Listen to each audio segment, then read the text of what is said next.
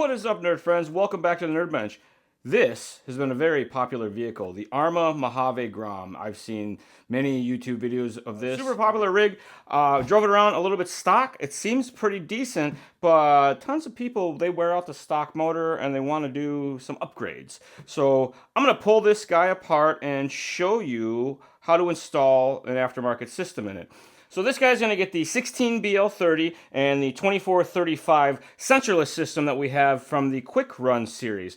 Now, you may be wondering, why is there a video dedicated just to this install? You just pull out the stock electronics and put in the new electronics, right?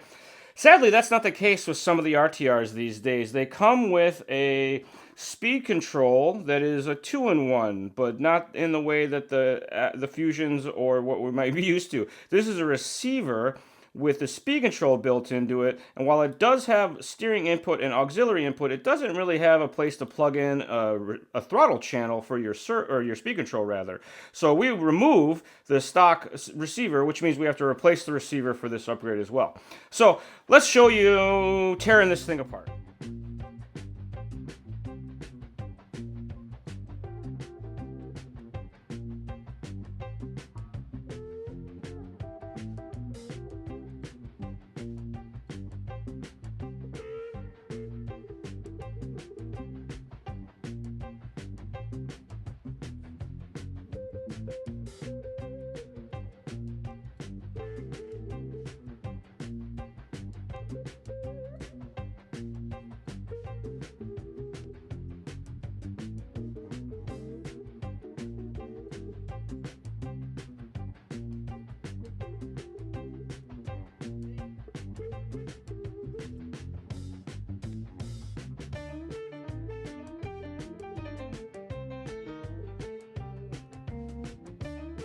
You could very easily put a different servo in here, but to retain the stock servo mounts, I cut the little legs off of here and just reuse them down here, because I'm not really planning to use this for anything. Maybe I'm going to reuse that plug for something later on.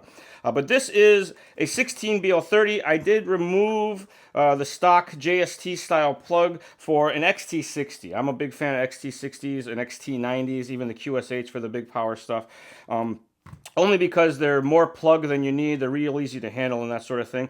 And then behind where the stock servo goes, I put the replacement receiver. The radio has this thing that you scan, and it takes you the instruction manual, and it gives you the receivers that are compatible with it. That's how I found it. I punched it in the internet, and I bought two of them. There's a SR215 and SR315, and there's an even more basic one. I don't remember the number, but I'm using that in another vehicle that shares this radio as well. When you get the SR versions, there's a trick to binding them. Make sure you double check the instruction manual how that works. Normally, you would just hold the button, turn it on. To do these, you actually turn it on and then triple tap the button to get it into that base radio binding mode. But after that, it works fine. The other thing to note is the motor shaft. When I first sat down to do this, I installed the stock pinion gear from the stock motor, and it does go onto the motor, but it does not fit correctly. It's off center because the hole in the stock pinion gear is for the stock motor, which is a 2.3 millimeter shaft, and these motors are a 2 millimeter shaft. So there's several gear options out there. You can order the Robinson Racing pinion gears. Let me see, I have Robinson Racing makes a fine line of 2 millimeter bore pinions and the 0.5 mod, that's the pitch. I'm not modulus, I think is what the official word is, but a 0.5 mod is what the stock gears are, and that's what this is. 19 tooth is the stock size as well, because the motor plate on this guy is not adjustable. You're kind of stuck with some pretty basic gearing options, or you can get creative and put a slot in here so you can move the motor around. You could just stick a Dremel in there and make a slot, and you could pivot one way or the other, or there are aftermarket options for motor plates. We'll note when you install this guy, the plate goes front to back and it only works one direction. For the stock gearing, the little G that's on the edge goes away from the motor plate and it sits down in there like that. I set my wires away from the tunnel because they got a little snug. It would fit, but I just didn't like them being that tight. And then when you get this guy in here, you want to check the length on how far out you set the pinion gear. And we'll give you a look here. The bottom of the pinion gear, the base of it, is about level with the head of the screw to give you a loose starting point. So it's not going to be all the way down in there. And the reason I'm saying that is because it's important to get the gear aligned correctly so you're getting full contact, because these guys are, it's a metal spur gear with a metal pinion gear. I am not a fan of that, but this guy's pretty stable. Everything's in here pretty firm. So while you're in there doing that upgrade, it would be worth maybe just the tiniest drop of some grease, because this thing does make quite a racket from the little bit that I've driven it around. So those are the install tips on how to get this guy into your Mojave. I even retained all the stock location. The receiver fits just behind there. I'm not sure this fan is moving a whole lot of air, but I left it in there and plugged it in just because the Mojave's body is all sealed up, so there's not a lot of airflow happening anyway, so I figure any little bit's going to help. Now, this is the 6500 kV motor, which is a lot of kV for a 2-cell setup, and with the stock gear, it's very fast. It's much faster than the stock motor is. I ripped it up and down the street a little bit, but maybe a little hot. So the radio is pretty cool. It has these high throttle limits, so you can run it on 50%, 75%, or 100%. So if you let kids drive it, or if it's too fast for the area that you have at your disposal, you can real quickly reach up and turn the power down. I think that is pretty cool. Oh, and just to cover the basics, I just stuck everything down with some double side. I did make a notch here that I didn't end up using. I had the speed control turned sideways, but I like this a little bit better. A little more inline, a little clean, wires out of the way. And there's enough space between the receiver and the back of the servo to tuck all the wires down in there to keep everything nice and tidy. So I always like some pretty clean wiring. And this doesn't have the top deck on there because I wanted to be able to take the motor in and out. But once you get the top deck on here, check this out. All right, so we covered the basics of the install, the kind of pro tips, if you will.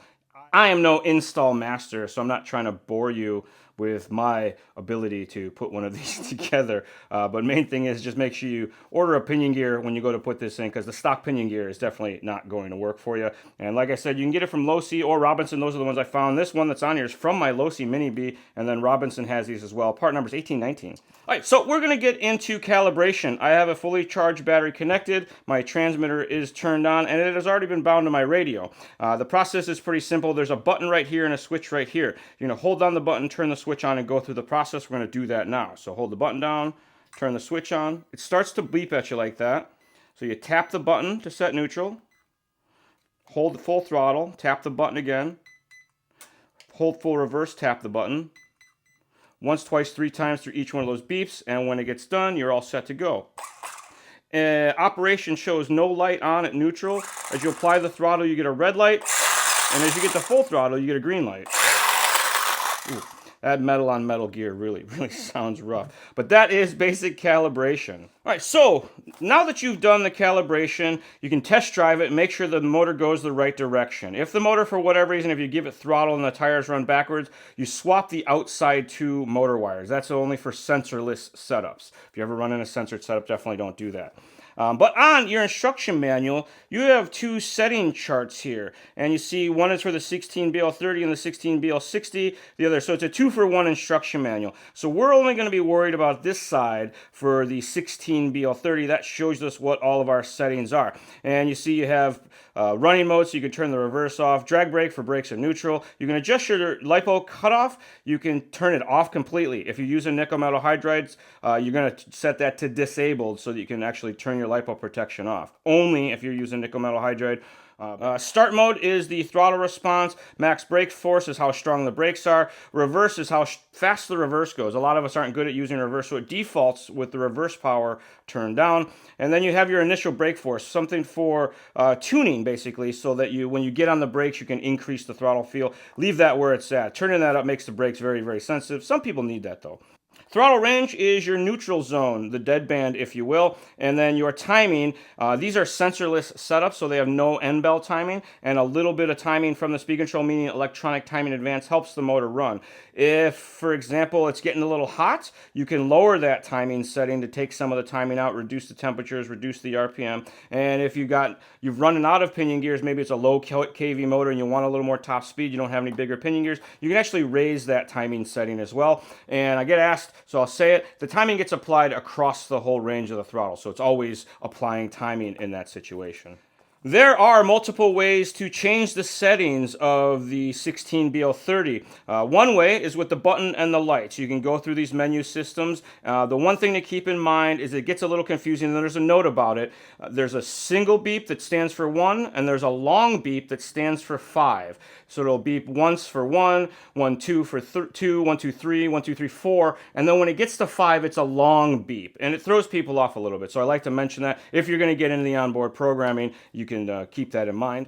It is also programmable with any of the LED program cards. Just ignore the sticker that's on the box and reference your chart that's in your manual. If you lose your chart, they're all online, don't worry. But it does confuse folks every once in a while that this sticker, the settings on here don't always match the speed control, and the settings come out of the inside of the speed control, not out of the program card. These guys are all exactly the same. They just have different stickers on them for reading the settings from inside. So again, just reference that chart. Well, Charlie, why do you keep repeating it? It's confusing for a lot of folks, don't worry.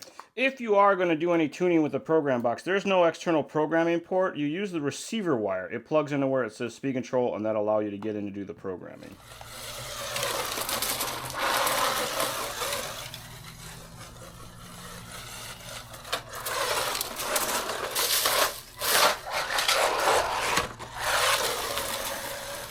That's all full throttle. It's pretty good. Just totally stock, full charge battery. That's it. So like, that's all she's got, full throttle. But that's in the grass. Go on the street.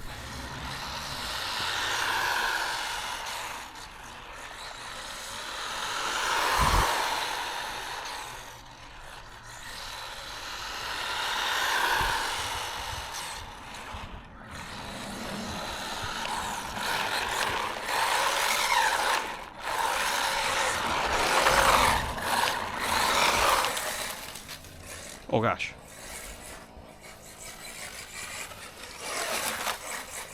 It's quite a bit snappier than it used to be. And yeah, that's still just totally stock gearing, which might be a bit tall. But it's got way more rip. Barely keep it together. And that's just on the grass. Oh. Let's go do speed runs. That's probably twice as fast.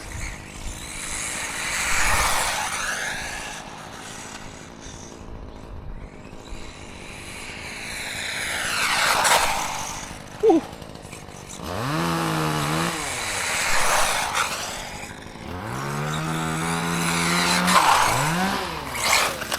Don't forget, we do a podcast where we give away free Hobbywing stuff each and every episode. The podcast is called RC Stuff, powered by Hobbywing. You can find it on your favorite podcast service. Find out how to enter to win. All you have to do is listen to an episode. If you do have any questions, comments, or concerns, please shoot us an email, northamerica@hobbywing.com.